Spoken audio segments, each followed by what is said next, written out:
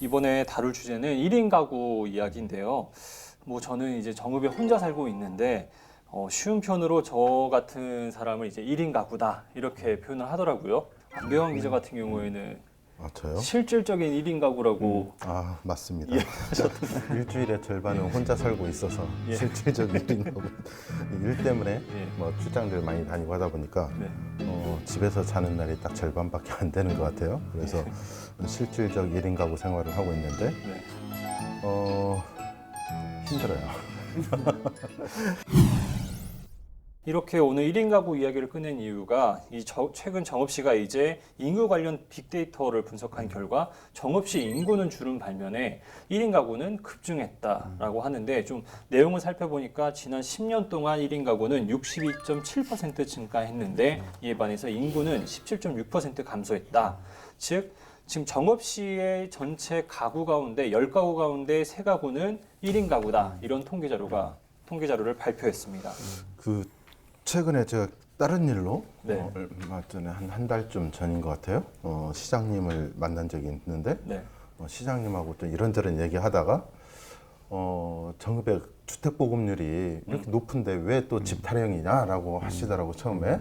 그래서 어쨌든 우리 주변에 있는 직원들이나 사람들을 네. 집이 없어서 힘들다, 좀 집 좀 많이 해달라 그 얘기했는데 이미 주택 보급률이 100%를 훨씬 더 상회하는 상황이에요. 정읍 같은 경우는. 예. 지금 얘기한 이 부분인 것 같아요.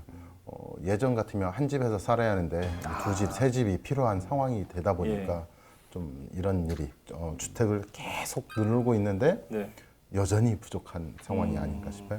이제 1인 가구가 이렇게 늘다 보면 장점도 있고 단점이 있는데 우리가 이 부분을 조금 짚고 가야 될 게 일단 그 연령별 혼인 상태를 보면은 20대에서 30대 이 1인 가구를 살펴보면 미혼이 87%예요. 다시 말해서 말하면 이게 결혼 연령대인데 예. 결혼하지 않으면 출산하지 않는다는 거거든요. 그래서 자연스럽게 인구 감소가 될 수밖에 없는데 네. 혼자 사는 거에 익숙해지다 보니 같이 살지 않고 결혼 생각을 하지 않고 이게 결국은 출산을 률을 감소시키고 인구 저하 원인으로 좀 가는 좀 현상이 있어서 이 부분은 조금 이렇게 안타까운 현상입니다. 정읍만 봐도 한 십수년 전에는 1년에 신생아 수가 1000명이 넘었어요. 네. 그러니까 점점 줄어서 뭐 600명대까지 떨어졌다 조금씩 늘었다가 막 줄고 막 그러거든요. 네. 이게 뭐 어떤 문제가 있냐면 인구가 주는 것도 문제인데 출생아 수가 줄어들면 지역에서 제일 먼저 없어지는 게 뭔지 아세요? 산부인과. 산부인과가 그러니까 분만실을 갖춘 산부인과가 없어져요. 그러니까 일반 관리만 해주고 네. 그래서 애나로 어디 가요? 정읍 사람들이 광주 아니면 예. 전주로 다 애나로 가요. 현재 지금 그렇습니다. 네. 그래서 그런 상황이 되고 또 애가 적으니까 어린이 관련, 그러니까 어린이집이라든지 산업이 다 죽어버리는 네. 침체되는 결과가 나오거든요. 그러니까 산업이 없으니까 젊은 사람들이 여기 오기겠어요? 애 키우기 힘들다고 더더욱 안 오는 거죠. 네. 그래서 이 부분, 그러니까 이게 모든 것들이 연결돼 있다 보니까 예. 조금 이 부분에 대해서 좀 집중적인 지원이 필요하지 않을까. 그런 측면에서 그 예전에 모 대통령 후보로 나왔던 사람처럼 예. 애 낳으면 한 1억씩 주면 좋지 않을까요? 아, 1억씩이요. 이게 이제 갑자기 큰 액셀 말해가지고 1억. 이게 1인 가구에서 이제 이 문제가 1인 가구가 늘어지면 장점이 있는데 이게 단점이 아까 저출산이 가장 문제인데 이게 이제 우리뿐만 아니라 선진국에서 먼저 이게 발생을 했죠. 그래서 이제 특히 이제 여기에 대한 이제 출산 저감에 대한 아까 우리 로크렘 기자가 말씀하신 것처럼 네. 이제 그 지원 정책을 제일 잘하고 있는 게 선진적 대국을 하고 있는 게 프랑스. 여기 잠깐 설명을 드리면 이제 출산 장려 제도를 이제 일원화를 시켰고 여기서 이제 양육비 지급하고 직업 활동을 보전시키고 산후 휴가 보조금 지급도 하고 그다음에 입양 장려 정책까지 지금 펴고 있고요. 일단 우리가 이 부분은 좀 벤치마킹 해야 될 것 같은데 일단 저희도 출산 전후에 이제 출산 휴가를 주는데 일단 길이나 이 부분에서 프랑스가 지금 현재 출산 첫째 아이 낳으면 16주. 우리는 12주가 중평균이고 예. 그다음에 둘째 아이가 되면은 출산 전에 26주를 줘요. 그래서 약간 그 출산에 대한 이제 우리 출산에 대한 특히 직장인들이 요즘 맞벌이 부부가 많으니까 네. 부담을 많이 가지는데 그 부담을 약간 덜어주면 육아에 전념할 수 있도록 그 여건을 만들어주는데 이것도 저희가 좀 적극적으로 좀 시행해야 될 시기인 것 같습니다. 아까 농담처럼 얘기했는데 지금 출산 신생아 수가 얼마인지 아세요? 올해 아마 이 추세면 30만 명이 무너질 거예요. 지금 예. 현재라면 예. 30만 명 기준 잡고 1억이면 30조면 되지 않나요? 네. 근데 아까 했던 각종 뭐 출산 지원책이다 뭐다 다 합치면 30조가 넘어요. 효과가 없어요, 사실은. 예. 그러니 차라리 그냥 시원하게 시원하게 예. 주고 각자 키우고 그 다음에 대한민국에 있으니 하면 되고 다만 이게 한시적으로 뭐 한 5년, 10년 쪽 한시적 정책으로 가는 것도 네. 괜찮지 않나 싶어요.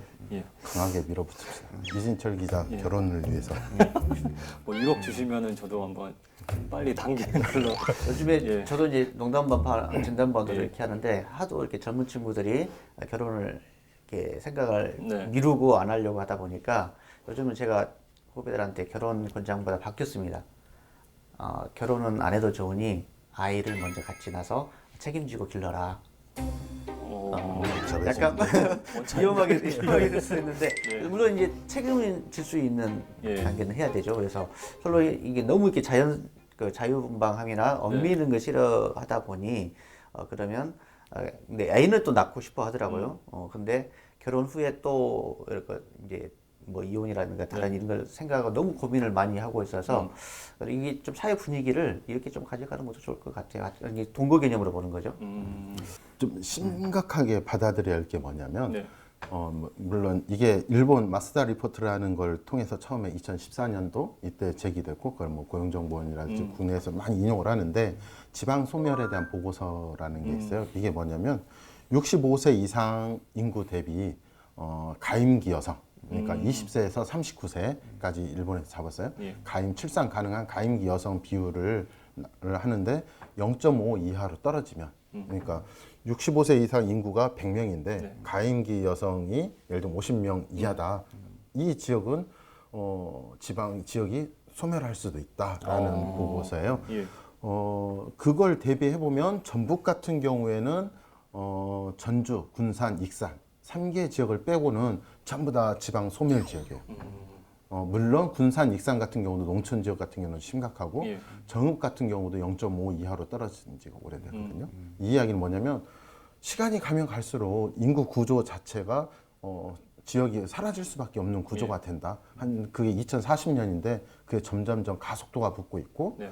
정읍에 심각하다 있는데 정읍보다는 사실은 뭐 순창이라든지 임실이라든지 저쪽 무진장 지역 이 지역은 이대로 가면은 점점 그러니까 이거는 존립 자체의 문제가 벌어질 거다라는 상황이거든요. 고령화 이렇게 나누는 비율을 어떻게 나누는지 아세요? 7, 14, 20. 그렇죠. 예. 일단 65세 이상 차지하는 비율을 따져서 10% 이상이 고령화 사회, 14%가 고령 사회, 20% 이상이 초고령 사회인데 문제는 이제 이 아시아권인 아시아에서도 우리보다 먼저 했던 게 일본이 고령 사회에서 초고령 사회 도달하는데 각 24년하고 12년이 걸렸어요. 예. 근데 문제가 이제 우리나라인데 자 2000년도 고령화 사회 처음으로 들었는데 18년 걸렸습니다. 고령 사회까지. 예. 그리고 8년 만에 2026년에 되면 초고령 사회가 우리가 들어갑니다. 예. 그러면은 정말 세계에서 유례없는 짧은 기간에 최단 기간에 초고령 사회에 들어가게 되고 예. 유엔에서 지금 보고를 한 게 2050년이 되면 한국은 초고령 사회 인구가 37%로 세계 최고가 되는 거예요. 그래서 세계 최고요. 네, 그래서 우리가 이제 거꾸로 따져 보면 우리가 빠르게 경제 성장이 늘려서 의료 시스템도 한국이 좋고 그래서 노인 비중이 높아가는데 문제는 우리가 부양에 대한 경제적 부담이 늘어가는 네. 데서 여기에 대한 지금 대비책을 세우지 않으면 정말 힘들어지는 시기가 올 수밖에 없다. 실제로도 그 한국경제연구원에서 하나 조사를 했는데 1인 가구가 지역사회에서 10% 상승을 하면은 그 소득분배 지표인 진위 개수가 약 0.06% 상승. 이 상승한다라는 거는 그만큼 소득 불균형이 더 심각해진다라는 거고, 그다음에 빈곤율 지수도 약 0.007 상승한다라고 나타난다라는 거죠. 즉 이러한 인구 문제가 단순히 인구가 많고 적고의 문제뿐만이 아니라 지역 경제까지도 파급 효과를 불러일으켜가지고 이 지역 사회 전체가 암울하게 되는 결과를 초래할 수 있다라는 건데 현상적으로 보면 고령화 문제나 이런 것도 있겠지만 가장 핵심은 뭐냐면 애를 낳지 않으면 네. 즉 결혼을 하지 않고 애를 낳지 않으면 나머지 문제는 계속 심화될 수밖에 없다. 그러니까 아무리 고령 대책이 세워지고 고령자를 네. 위한 어떤 복지나 모든 게 이루어진다 하더라도 고령자는 계속적으로 증가될 수 있고 증가될 수밖에 없고 네. 또 하나는 고령자들이 일을 하고자 하더라도 건강이 허락하지 못하는 경우가 많아져요. 고령자가 되면 결국 어떤 소득 불균형이라든지 기본적인 소득이 이루어지지 못하는 것 그거는 결국은 사회보장 비용으로 다 들어가잖아요. 네.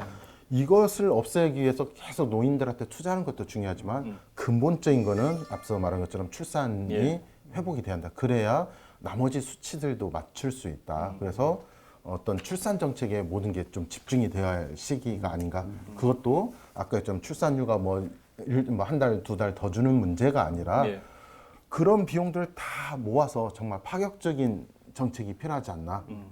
네, 이 1인 가구 관련해가지고 좀 여러 가지 얘기를 나눠봤는데요. 이 1인 가구가 증가하면서 생기는 문제점을 해결할 뿐만 아니라 이 1인 가구가 다인 가구가 될 수 있는 제도적인 보완도 같이 필요한 것 같습니다.